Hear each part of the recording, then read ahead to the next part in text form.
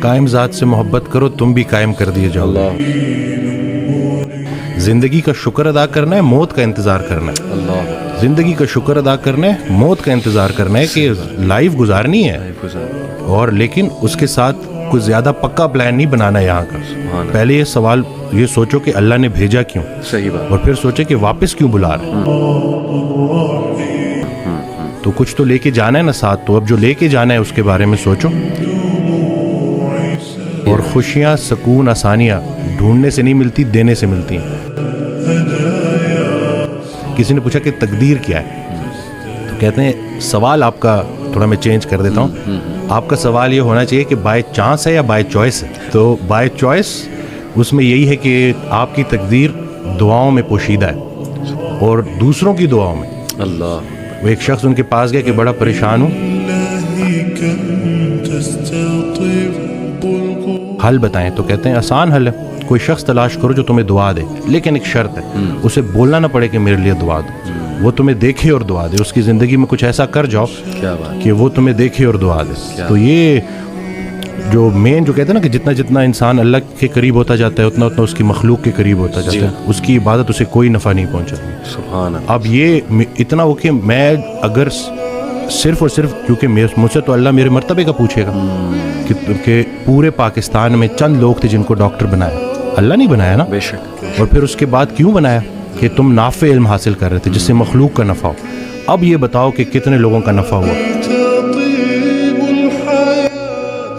قبر میں نعمتیں دینے والا نعمتوں کے متعلق پوچھے گا کہ دی تو تجھے میں نے نعمتیں تھی تاکہ تو میرے قریب ہو جائے. صحیح بات. تو میری نعمتیں استعمال کر کے جہنم تک کیسے پہنچ گیا. اللہ.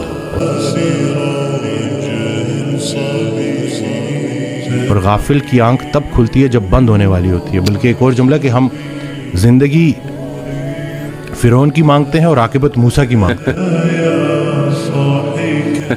تو یہ دیکھ لینا کہ اگر آپ کی نماز کا عمل آپ کی زندگی میں ظاہر ہونا چاہیے, اور تو ہم روح اور جسم کی کمبینیشن ہے. صحیح بات. آج کا ڈاکٹر اس لیے پورا کامیاب نہیں ہے کیونکہ وہ صرف جسم کو فوکس کر رہا ہے. روح پہلے بیمار ہوتی ہے, جسم اس کو فالو کرتا ہے. خیال بھی ایک خوراک ہے, صرف رزق کھانا پینا تو نہیں ہے. بالکل صحیح. تو اب آپ دیکھیں کہ آپ اپنے آپ کو کن خیالات سے فیڈ کر رہے ہیں. منفی منفی منفی, وہ تھاٹس بیکم تھنگس. یہ جب آپ کی سوچ اتنی نیگیٹو ہو جائے نا تو پھر وہ جسمانی شکل اختیار کرتی ہے. اب آنکھوں کو جو ہے نظاروں کا رزق دینا ہے جو اللہ کے قریب کریں.